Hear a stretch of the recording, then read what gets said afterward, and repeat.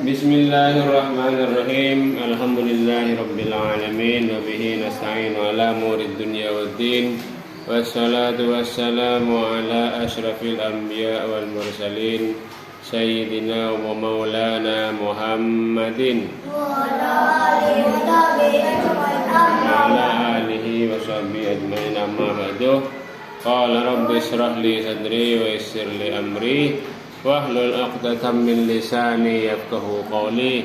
Wa qala al-musannif rahimahullah ta'ala wa nafa'ana bi ulumihi wa amadna bi asrarihi wa qada alaina barakatihi fid dharain amin ya rabbal alamin. Bismillahirrahmanirrahim. Bab 7. Beberapa kewajiban bagi orang mukallaf. Ini menerangkan bab 7 ini dalam kitab Aqidatul Awam, yaitu menerangkan tentang kewajiban bagi orang mukallaf. Siapa mukallaf? Orang yang sudah baligh dan punya akal. Sudah baligh punya akal. Balighun aqilun, itu orang mukallaf. Orang yang sudah baligh dan punya akal. Ada orang baligh tapi akalnya tidak sempurna, itu bukan mukallaf namanya. Seperti siapa? Orang gila. Ada akalnya sempurna tapi belum baligh, itu juga belum disebut mukallaf.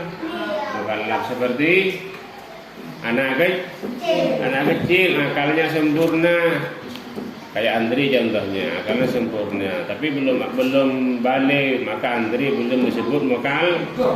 Jadi syarat mukallaf itu 2, balik dan punya akal. Balik dan punya akal. Kiki nggak usah sembunyi.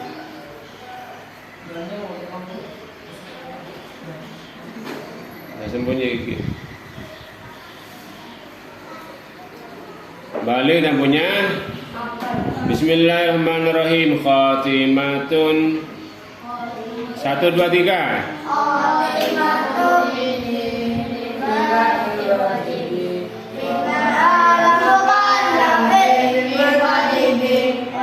Nabiyuna Muhammadun Rasulullah.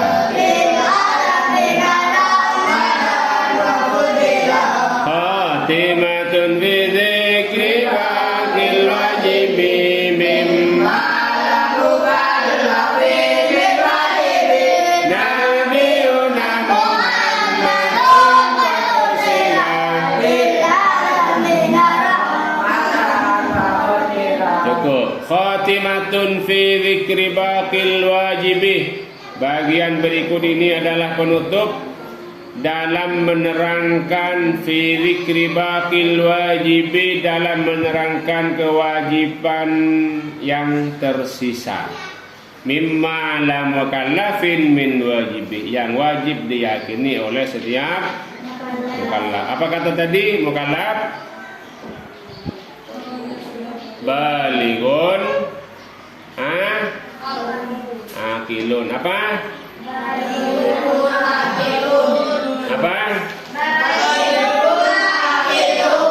Balighun, orang yang sudah baligh dan punya yakni akalnya sempurna.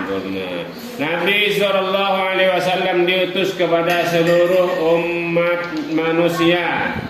Nabi Muhammad sallallahu alaihi wasallam diutus kepada seluruh umat manusia. Nabiyuna Muhammadun qad ursila lil alamin rahmatan wa fuddila. Nabiyuna nabi kita Nabi Muhammadun Nabi Muhammad qad ursila, sungguh telah diutus oleh Allah Subhanahu wa taala lil alamin, atas seluruh alam. Apa tujuannya? Di antaranya yaitu rahmatan sebagai rahmat, wa fuddilan, dan diutamakan atas semua rasul. Penjelasan, sarah itu penjelasan. syarah penjelasan. Nabi Muhammad SAW diutus oleh Allah Subhanahu wa taala sebagai nabi terakhir yang membawa rahmat untuk seluruh alam.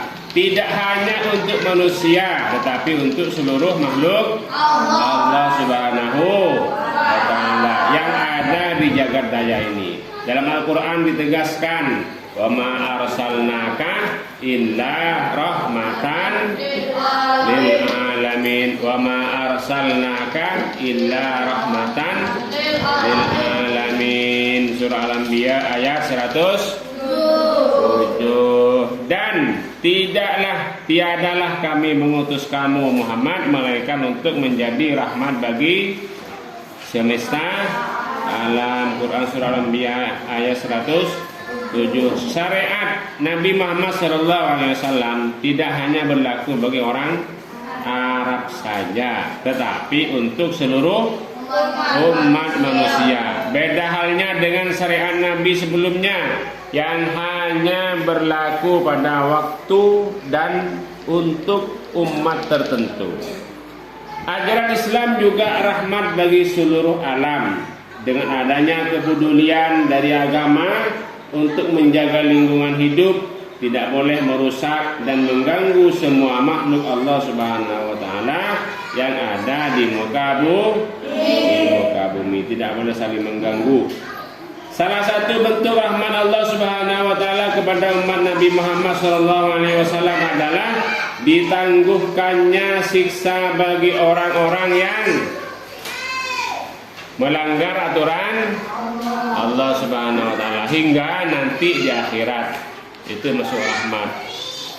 Tidak seperti yang dialami umat Nabi sebelumnya yang langsung menerima azab di dunia atas pelanggaran yang mereka lakukan, seperti yang menimpa kaum Nabi Lut alaihissalam, Nabi Nuh alaihissalam, dan nabi-nabi yang lainnya, dan kaum-kaum Nabi yang lainnya. Selain itu, umat Islam wajib meyakini bahwa Nabi Muhammad SAW adalah makhluk Allah Subhanahu wa taala yang paling mulia, paling mulia. Para ulama menegaskan bahwa di antara 25 Rasul Allah yang wajib diketahui ada 5 yang paling utama yang mendapat gelar ulul azmi, yaitu Nabi Muhammad, Nabi Ibrahim, Nabi Musa, Nabi Isa, dan Nabi Nuh.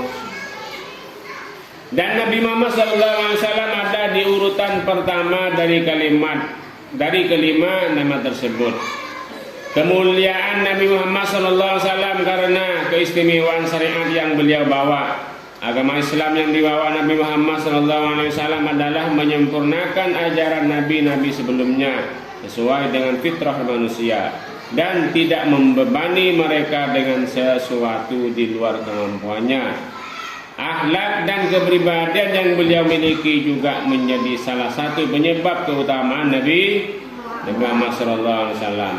Keluhuran akhlak Nabi Muhammad SAW ditegaskan langsung dalam Al-Quran pada surah Al-Qalam ayat 4. Wa innaka la'ala khuluqin Quran surah Al-Qalam ayat 4. Dan sesungguhnya kamu benar-benar berbudi pekerti yang agung.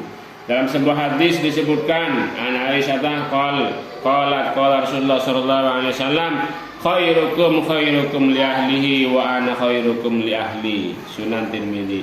Dari Aisyah ia berkata, Rasulullah bersabda, sesungguhnya orang yang paling baik di antara kamu adalah yang paling baik kepada keluarga istrinya, keluarga dalam kurung istrinya. Dan saya adalah orang yang paling baik di antara kamu dalam memperlakukan istriku. Sunan Tirmidzi. Wallahu a'lam.